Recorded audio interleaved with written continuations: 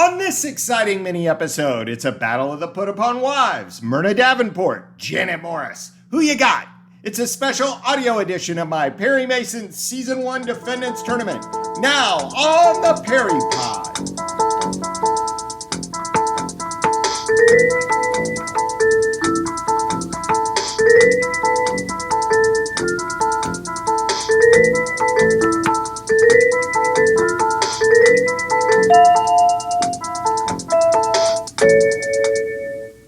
Welcome, everyone. I'm your humble host, Jonathan Searcy. Before we move on to Season 4 of Perry Mason, I thought I'd finish out our Season 1 Defendants Tournament. The setup, I put all 40 of Season 1's defendants into a bracket. They're facing off against each other for the crown of Season 1 champion. My criteria, pretty simple. 1, was the defendant memorable? 2, was the defendant the most compelling guest star in the case? 3, did Perry respect the defendant? And number 4, do we have any other history with this actor or actress who portrayed the defendant? You'll see how it works soon enough. I'm not ranking the episodes. My fave Season 1 episode, The Case of the Screaming Woman, but it only has a so-so defendant, Leona Walsh. I don't really care for The Case of the Fiery Fingers, but Nora Mae Quincy made it into the second round. In this mini-episode, Myrna's got a husband who's so intent on getting away from her, he intends to die first. Will she be able to run away from the murder charge? And Janet Morris, she's such a second fiddle to her own husband that she even plays backseat to her husband's paramour in the title. Remember, it's The Case of the Fugitive Nurse. Will she get stuck with trying to kill her husband? It's the businessman's wife versus the doctor's wife. Let's see who comes out on top.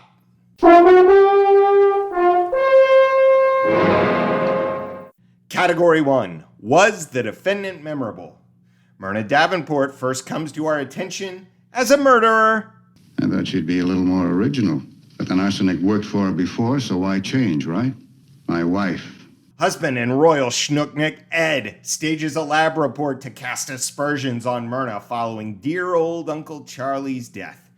Myrna, she's mild and unassuming, fresh bait for a schnook like Ed, and that's the way it goes for the rest of the episode. She's unable to get a word in edgewise. I guess she's memorable, if only as the patsy to a con man. Janet Morris, more adversarial. You know, you're nothing like I pictured you. What did you expect? Oh, somebody very blonde with clutching hands. I'm sorry to disappoint you. I'm sorry, too. If you were that type, you'd be fairly easy to deal with. But ultimately, the titles tell the tale. Neither of these women are in them, and Perry doesn't say jack about either of their futures in their respective denouements. Advantage. Push. Category 2. Was the defendant the most compelling non-permanent character in the case? In the case of the runaway corpse, you've got husband Ed, a truly devious murder victim. Jason Beckmeyer, a bizarro Paul Drake. Cousin Louise, as strange a plot contrivance as we have in all of Season 1, are we sure we can't pin a crime on her? And 4, everyone's favorite quack, Frank Renault. He did. He wanted me to find a quack who had an office near a motor court. And you found a man who met those requirements? Yes, sir. Dr. Renault. Meh, if it's Myrna against the field, I'm taking the field. The Case of the Fugitive Nurse has its own fascinating list. We've got the murderer, Angela Kirby, the skinflint. Are you putting 3 whole pickles on every hamburger plate? Yes, Mrs. Kirby. Why? Well, to garnish the coleslaw. Wouldn't 3 half slices do just as well? It's the waste that kills you, Frederick. Yes, Mrs. Kirby. And speaking of waste, Mr. Mason, that's all you and I are doing with one another's time. And the man with the photographic memory, Phil Reese. Are you putting 3 whole pickles on every hamburger plate? Yes, Mrs. Kirby. Why? Well, to garnish the coleslaw.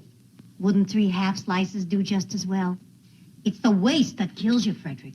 Yes, Mrs. Kirby. And speaking of waste, Mr. Mason, that's all you and I are doing with one another's time. Advantage? Push. Neither. Janet nor Myrna is a standout.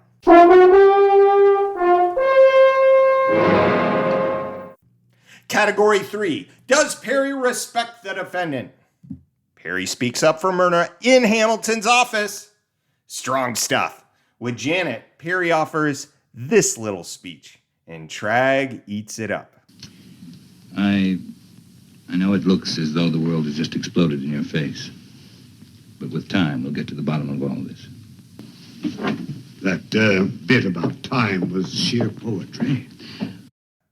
Again, neither woman comes up in the denouement. Advantage. Man, it's close. I'm going to give Janet the slight edge here.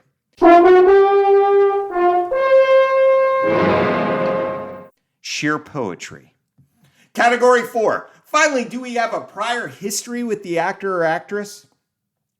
June Dayton, 4 other appearances on the show, plus she was married in real life to regular Perry supporting actor Dean Herons. Bethel Leslie appeared in 2 more episodes of the show, plus an episode of the new Perry Mason with Monty Markham. Advantage, June wins this one, but only by a hair. Final verdict. I don't know what to do. Who's the judge gonna pick? It's a split decision. The judge rules in favor of Janet Morris, and the crowd goes mild. Woo! Congratulations. I know it feels like this contest just exploded in your face, but with time, we'll be able to get to the bottom of this. And we wish you well, Myrna. Ditch Louise, please. As for the rest of you, keep on walking that Park Avenue beat.